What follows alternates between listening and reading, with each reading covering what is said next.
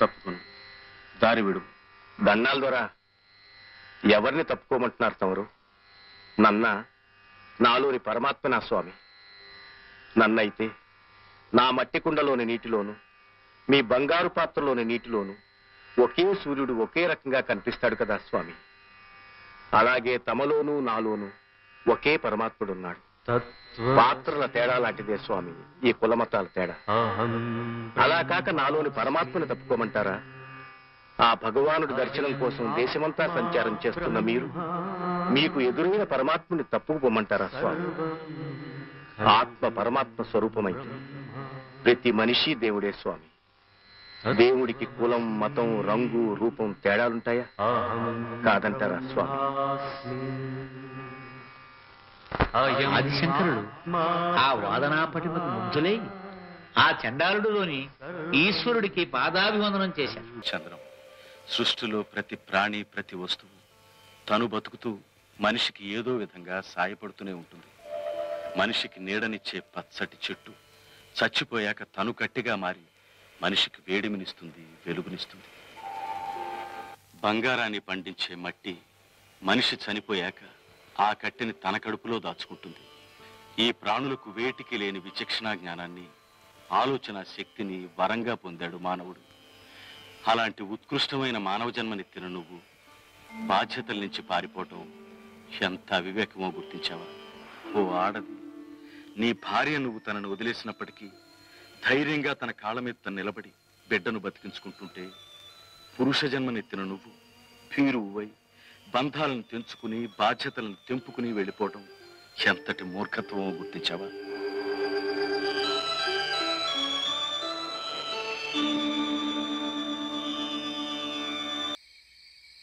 కష్టాలని ఒక్కదానికే కాదు, ఈ భూమి మీద ప్రతి జీవికి కష్టాలున్నాయి. జీవితం అంటే పూల పాన్పు కాదు. ఎప్పుడు సంతోషమే కావాలనుకుంటే కుదరదు. కొంచెం బాధను కూడా భరించడం నేర్చుకోవాలి.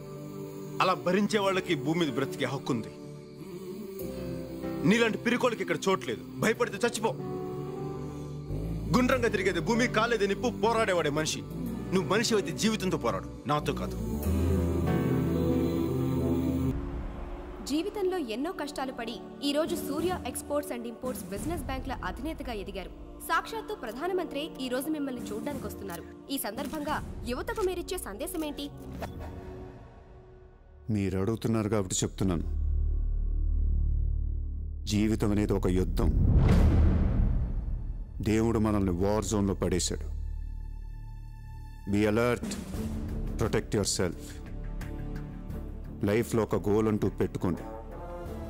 కసితో పరిగెత్తండి. పాడాలనుకుంటే కసిగా పాడేయండి, చదవాలనుకుంటే కసిగా చదివేయండి. లైఫ్లో ఏ గోలు లేనోళ్ళు మాత్రం వీలైనంత త్వరగా చచ్చిపోండి. మీ వల్ల మాకు ఏ ఉపయోగం లేదు. గుర్తుపెట్టుకో, నీకంటే తోపెవడు లేడిక్కడ. నీకేదనిపిస్తే వచ్చి ఎవడి మాట వినొద్దు, మనిషి మాట అసలు వినొద్దు. నీ టార్గెట్ 10 మైల్స్ అయితే aim for the 11th mile. కార్తే దిమ్మ తిరిగిపోవాలి. చల్. పురుషోత్తం, వీళ్ళంతా డబ్బులు ఇస్తే వచ్చిన జనం కాదు. తాగడానికి సారాయి, నంచుకోవడానికి ఉప్పు చేప ఇచ్చి లారీల మీద తీసుకొచ్చిన జనం కాదు. అభిమానంతో వచ్చిన వాళ్ళయ్యా. ఒక్కొక్కళ్ళ ముఖాల్లో ఉన్న టెన్షన్ చూడు. ఓ మంచి నాయకుడు రాకపోతుందా, ఓ మంచి ప్రభుత్వం రాకపోతుందా, ఓ మంచి భవిష్యత్తు రాకపోతుందా అని ఆశతో ఎదురు చూస్తున్నారు. ఈ రోజుల్లో ఎవరిని అడిగినా డాక్టర్ అవ్వాలనో, ఇంజనీర్ అవ్వాలనో, లాయర్ అవ్వాలనో అనుకుంటున్నారు తప్ప ఒక్కడైనా రాజకీయ నాయకుడు అవ్వాలనుకుంటున్నాడా? అదేమిటంటే రాజకీయం ఒక బురదగుంట అంటారు. అది తెలిసినప్పుడు దిగి శుభ్రం చేయొచ్చు కదా. అది వదిలేసి రాష్ట్రాన్ని అడ్డమైన రాజకీయ నాయకుల చేతిలో పెట్టి ఆ కంపులో బతుకుతున్నారు. నీలాంటి యువకులు ఏమనుకుంటున్నారు? మంచి చదువుకుని ఉద్యోగంలో చేరి లక్షణమైన అమ్మాయిని చూసి పెళ్లి చేసుకుని ఆ తర్వాత 40 సంవత్సరాలు కొంచెం కూడబెట్టుకుని ఔటర్ సిటీలో 400 గజాల స్థలం తీసుకుని అందులో 200 గజాల్లో ఇల్లు కట్టుకుని దానికి మంచి రంగు వేయించి ఈజీ చైర్లో కూర్చుని హిందూ ఇండియన్ ఎక్స్ప్రెస్ చదువుకుంటూ నా కుటుంబం నా పిల్లం అంటూ చావాలి. బావయ్య, ఇలాగే నా కుటుంబం నా పిల్లలే ముఖ్యమైన గాంధీ గారు అనుకుంటే ఈ దేశానికి స్వతంత్రం వచ్చేదా? థామస్ ఆల్వా ఎడిసన్ అనుకుంటే కరెంట్ వచ్చిండేదా? గ్రహం బెల్ అనుకుంటే ఇవాళ ఎవరు టెలిఫోన్లోనూ సెల్లారను మాట్లాడుకునేవారు కాదు. పట్టుపురుగు కూడా తను చచ్చిపోయే ముందు తన భూమితో 10 మంది 100 సంవత్సరాలు చెప్పుకునే పట్టుని చచ్చిపోతుంది. మన మనుషులు అయ్యా. అతను ఎవరయ్యా? అతనికి నీకు సంబంధం ఏంటి? నిన్ను చూడటానికి అతను తెల్లవారుజాము నుంచి ఇక్కడ ఎందుకు కూర్చుని ఉండాలి? తమ్ముడు, ఎందుకు వచ్చావయ్యా?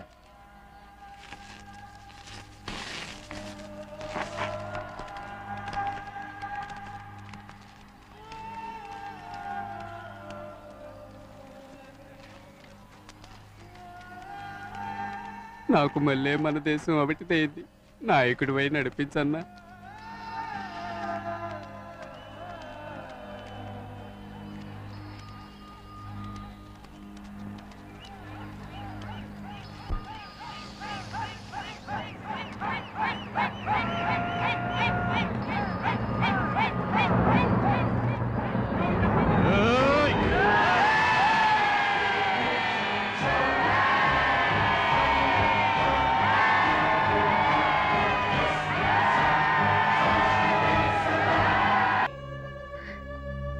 కట్టె ఎండిపోతే వంట చేసుకోవడానికి ఉపయోగపడుతుంది, గడ్డి ఎండిపోతే గొడ్లు తినడానికి ఉపయోగపడుతుంది, శరీరం కుళ్ళిపోతే ఎందుకు పనికిరాదు? జాతస్య మరణం ధ్రువం అన్నారు.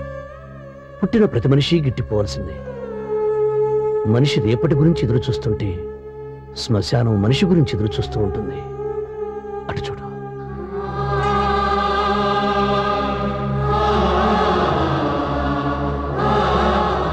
అర్చన, చావు రానిదెవరికి, లేనిదెవరికి? సూర్యుడు ఉదయం పుడతాడు, సాయంత్రం మరణిస్తాడు. చంద్రుడు సాయంత్రం పుడతాడు, ఉదయం మరణిస్తాడు. మహారాజులైనా మహారాణులైనా మానవులందరి ఆఖరి మజిలీ అది. తెలిసిన నిజం గురించి ఆలోచించడం అవివేకం. అనుకున్నామని జరగవు అన్నీ, అనుకోలేదని ఆగవు కొన్ని అన్నాడు మహాకవి. జీవితంలో భయపడాలి గాని భయమే జీవితం కాకూడదు. ఒక బండి చక్రంలో నాకుల మీద కష్టం సుఖం కష్టం సుఖం అంటూ రాసుకుంటూ వెళ్ళిపోయామనుకో, ఆ బండి చక్రం తిరిగేటప్పుడు ఏమవుతుంది? ఒకసారి కష్టం పైకొస్తే మరోసారి సుఖం వస్తుంది.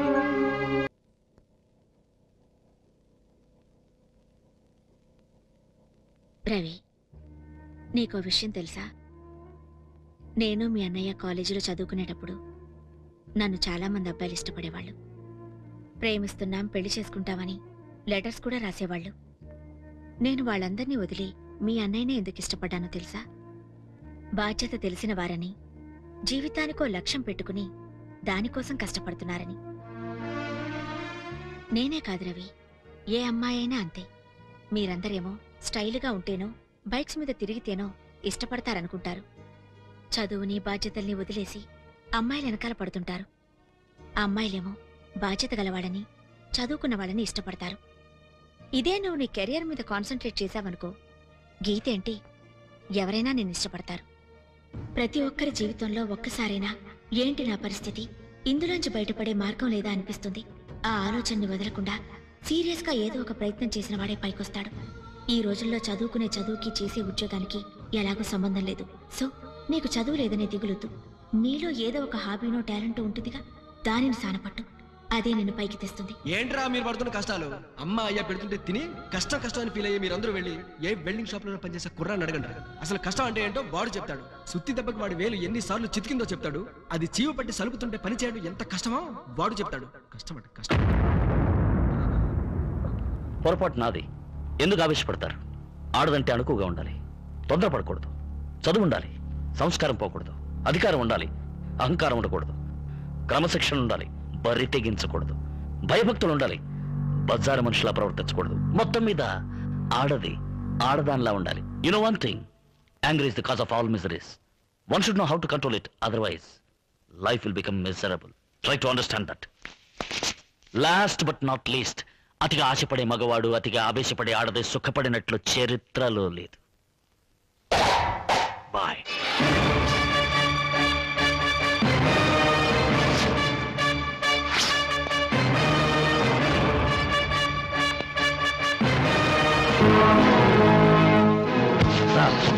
రైట్. మంచంలో ఉచ్చబోసుకుని ఈ పిల్లలకు హిందువులు ముస్లింలను నేర్పింది ఎవరు? కనీసం వీళ్ళ పేర్లైనా వీళ్ళు సరిగ్గా చెప్పగలరా? లాగులు గుండెలు కూడా పెట్టుకోవడం చేతగాని పిల్లలకు వీళ్ళ తల్లి నరికింది ఏ మతం వాళ్ళని చెప్పింది ఎవరు? చెప్పి స్మైల్. రైట్. ఇతను ఎవరు? రహీం. రహీం ఎవరు? ముస్లిం. 40 సంవత్సరాల నుంచి శ్రీరామనవమి చేస్తున్న ముస్లిం. అవునా? ఈమెవరు? భారతమ్మ. నీ పెళ్ళానికి పాలు రాకపోతే నీ పిల్లలకు పాలిచ్చిన భారతమ్మ. తల్లి పాలకి మతం లేకపోతే ఆ పాలు తాగిన నీ పిల్లలకు నీకు మతం గురించి మాట్లాడే హక్కు ఎవరు ఇచ్చారు? రైట్.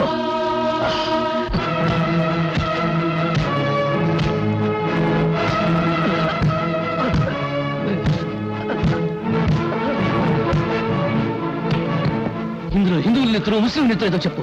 ఏది హిందువుల నెత్తురు, ఏది ముస్లిం నెత్తురు? రుస్సు చెప్తావా? చూడు, వాసన పీల్చి చెప్తావా? పీల్చు.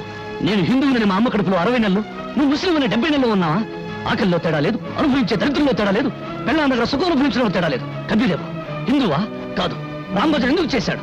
అల్లా బలాకరేగా, అల్లా మాలిక్ అన్న సాయిబాబా హిందువా ముస్లిమా అనే ఆలోచన లేకుండా ప్రతి ఒక్కరూ ఎందుకు పూజ చేస్తున్నారు? వెంకటేశ్వర రెండో భార్య బీబీ నాంచారమ్మ ముస్లిం అని మీరే అంటున్నారు.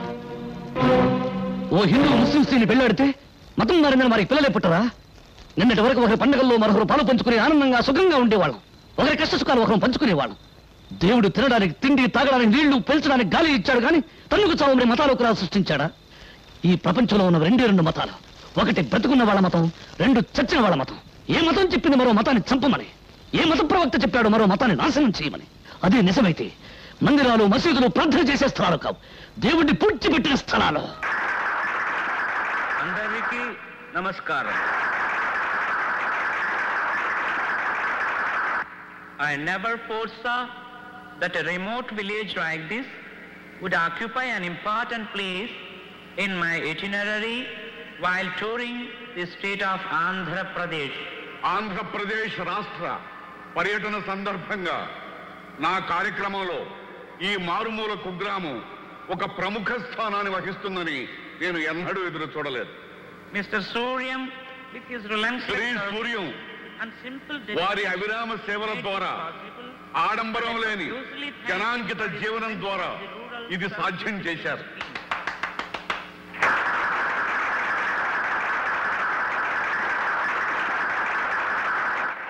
I congratulate you. గ్రామీణ స్వీయ శిక్షణ ఉద్యమాన్ని కనుగొన్న వారికి నా హృదయపూర్వక కృతజ్ఞతలు తెలియజేస్తున్నాను. నా తరఫున, యావత్ భారతదేశం తరఫున హృదయపూర్వక అభినందనలు తెలియజేస్తూ సగర్వంగా సమర్పిస్తున్న బిరుదు the young men of the decade, దశాబ్ది యువకుడు.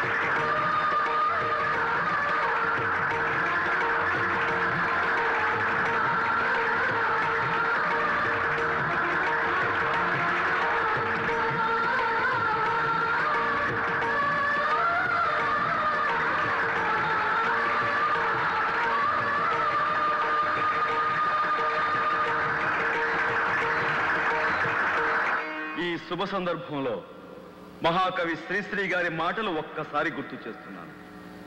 స్వాతంత్ర్యం, సమభావం, సౌభ్రాత్రం, సౌహార్దం పునాదులై ఇళ్ళు లేచి జనావళికి శుభం పూచి శాంతి శాంతి కాంతి శాంతి జగమంతా జయిస్తుంది, ఈ స్వప్నం ఫలిస్తుంది.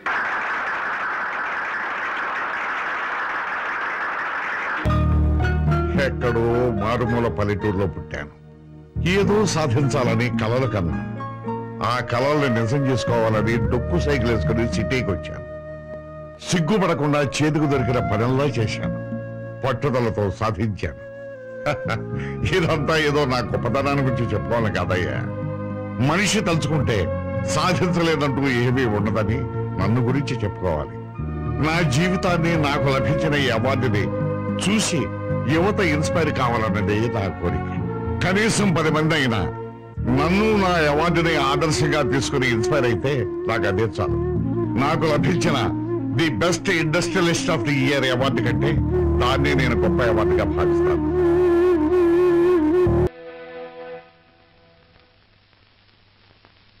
నా మనవరాల్ని అత్తవారింటికి సాగనంపడానికి ఇంతమంది పెద్దలు కదిలి వచ్చినందుకు నాకు చాలా ఆనందంగా ఉంది. యాజుల్ గారు, ఏమిటి మీరు చేస్తున్న పని?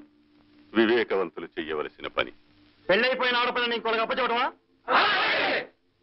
పెళ్ళనేది ఇద్దరు మనుషుల్ని కలపడానికి కాదు, రెండు మనసుల్ని కలపడానికి.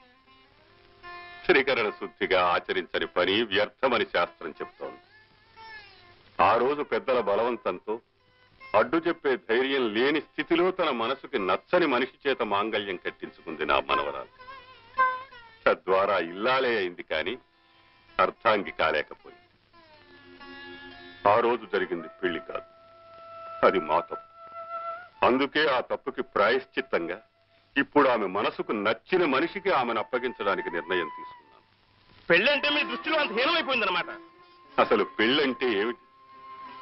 పెళ్లి మంత్రాలకి అర్థమేమిటి? అష్టవర్షాత్ భవేత్ కన్యా పుత్రవత్ పాలితామయ ఇదానీం తవ పుత్రస్య దత్తా స్నేహేన పాలిత అంటాడు కన్యాదాత వరుడు తండ్రితో. ఇన్నేళ్లు కొడుకులా పెంచుకున్న నా కూతుర్ని నీ కొడుక్కి అప్పజెప్తున్నాను, వాళ్ళిద్దరూ స్నేహంగా సఖ్యతగా ఉందురుగాక అని. సర్వకాల సర్వావస్థలలోనూ ఆ స్నేహాన్ని కాపాడతానని వరుడు సర్వదేవతల సాక్షిగా అగ్ని సమక్షంలో ప్రమాణం చేస్తాడు. పెళ్ళంటే శోభనం ముందు జరిగే తంతు కాదు, ఒక పురుషుని స్త్రీని స్నేహితులుగా సన్నిహితులుగా చేసే ఘట్టం. ఆ స్నేహం సఖ్యత లోపించిన జంట కలకాలం కలిసి బ్రతకలేదు. అందుకే వేరు చేస్తున్నాను. ఆ స్త్రీ సాన్నిహిత్యాన్ని పొందే అర్హత గల వ్యక్తికి ఆమెను అప్పగిస్తున్నాను. మీ మాటే శాస్త్ర సమ్మతం అనుకుంటే ఆమె పవిత్ర బ్రాహ్మణ స్త్రీ, అతడు జాతీయ చందారుడైన శూద్రుడు. వాళ్ళిద్దరినీ జంట కలపడం సబవా? మంచి ప్రశ్న. ఇన్నాళ్ళు అజ్ఞానాంధకారంలో ఉండిపోయి నేను అది సబబు కాదనే అనుకున్నాను. కానీ ఒక్క క్షణం ఏకాగ్రతతో విషయావలోకనం చేస్తే నా అవివేకత నాకే తెలిసొచ్చింది. జన్మనా జాయతే శూద్రః సంస్కారాత్ విజరుచ్యతే. జన్మము చేత మానవులందరూ శూద్రులే, వారి వారి సంస్కార ఫలితంగా వర్ణాలు ఏర్పడతాయని ఉపదేశించిన మనువు స్ఫురణకొచ్చాడు. జన్మతో అందరూ శూద్రులు ఎలా అవుతారండి? చాతుర్వర్ణం మయా సృష్టం అనలేదా భగవానుడు గీతలో? అన్నాడు. చాతుర్వర్ణం మయా సృష్టం అని ఊరుకోలేదే, గుణకర్మ విభాగశః అని కూడా అన్నాడు. గుణాల్ని బట్టి కర్మల్ని బట్టి 4 వర్ణాల్ని సృష్టించానన్నాడే తప్ప పుట్టుకని బట్టి కాదు. తన విధిని తాను నిర్వర్తించక అరిషడ్వర్గాలకు బానిసై భ్రష్టుడైన బ్రాహ్మణుడి కంటే పవిత్రమైన నడవడిగల శూద్రుడికి తల వంచి నమస్కరిస్తాను నేను. ఈ కర్మచండాలుడి కంటే ఆ జాతి చండాలుడు 1,00,000 రెట్లు మెరుగు. దీనికి మన పూర్వ మహర్షులే ప్రత్యక్ష ప్రమాణభూతులు. క్షత్రియుడైన విశ్వామిత్రుడు బ్రహ్మర్షి అయినాడు, పల్లెపడుచుకు జన్మించిన వ్యాసుడు బ్రాహ్మణుడైనాడు, భగవానుడైనాడు, మతంగ కన్య అయిన అరుంధతిని వివాహమాడిన వశిష్ఠుడు బ్రహ్మర్షి అయినాడు. కాదంటారా? ఏమైనా ఇంతటి అకృత్యానికి పాల్పడి కులప్రస్థం చేస్తున్న మీరు పవిత్రమైన దేవాలయంలో అర్చకత్వానికి అర్హులు కాదు. పరమాత్ముణ్ణి అర్చించుకోవడానికి ఆ 4 గోడల మధ్యనే కూర్చోక్కర్లేదు శాస్త్రి గారు. సర్వాంతర్యామి అయిన విధాత మీలో ఉన్నాడు, వీరిలో ఉన్నాడు, మట్టిలో ఉన్నాడు, గాలిలో ఉన్నాడు. నిరాకారుడైన ఈశ్వరుణ్ణి నా మనసులో చూసుకోగలను, ధ్యానించుకోగలను. ఇది నాకు పునర్జన్మ. గాఢాంధకారం అలుముకొని ఉన్న ఈ ఒడ్డును విడిచి వెలుగు రేఖలు నిండిన ఆ ఒడ్డుకు చేరుకోబోతున్నాను. వేదమంత్రాలు సప్తపది ప్రమాణాలు అర్థం లేనివని మీ ఉద్దేశం అన్నమాట. మేము మీలాగే మారిపోయి ఆచార వ్యవహారాలన్నీ మంటగలిపేయాలని మీ కోరిక అన్నమాట. పొరపడుతున్నారు. కాగితం గాలికి రెపరెపలాడకుండా బరువుంచినట్టు మానవ సంఘం అవినీతి వల్ల చిన్నాభిన్నం కాకుండా ఆచారాలనే బాధ్యత ఉంచబడింది. అంతేగాని వాటి పేరుతో మనిషిని వేరు చేయడానికి కాదు. సర్వ ప్రాణికోటి ఆ విరాట్ పురుషుని దేహంలోంచి ఉద్భవించింది. సృష్టిలోని ప్రతి వ్యక్తి ఆ పరమాత్ముని ప్రతిరూపం. అన్యవర్ణాల వారు బ్రాహ్మణులను హేళన చేసి, బ్రాహ్మణులు మిగతా వర్ణాల వారిని చులకన చేసి చూడడం ఆ భగవంతుణ్ణి దూషించినంతటి పాపం. పిపీలికాది బ్రహ్మ పర్యంతం సర్వం ఈశ్వరమయం. ఇన్ని కోట్ల ఈశ్వర ప్రతిరూపాల్ని అందించే ప్రతి కులము గొప్పది. అన్ని కులాలు సమానమే. ఈ నా నిర్ణయానికి మీరు కట్టుబడాలని, మీరు నాలాగే మారిపోవాలని నేను కోరుకోను. తప్పో నా నిర్ణయం నాది. రామ్మా. ఈస్ట్ స్టూవర్ట్పురం స్టేషన్ మాస్టర్ గారు ఫస్ట్ సమ్మర్ వెస్ట్ కెళ్లి తనకి ఇష్టమైన అతి కష్టమైన బారిస్టర్ టెస్ట్ లో ఫస్ట్ క్లాస్ లో బెస్ట్ గా పాస్ అయ్యాడని తన నెక్స్ట్ ఇంట ఆయన్ని ఫీస్ట్ గాని గెస్ట్ గా పిలిస్తే ఆయన టేస్టీగా ఉన్న చికెన్ రోస్ట్ బెస్ట్ అంటూ తినేసి రోస్ట్ కూడా మిగిల్చకుండా ఒక్క ముక్క కూడా వేస్ట్ చేయకుండా ఆయన సుష్టుగా భోంచేసి పేస్ట్ పెట్టి పళ్ళు తోముకుని మరీ రెస్ట్ తీసుకున్నట్టే రోస్టు లేకుండా. చాలా ఇంకా వదలమంటావా? భాషా బరాటాలు, మాటల తోటాలు, ఎత్తి ప్రాతల పరోటాలు. ఇంకెప్పుడు అడగ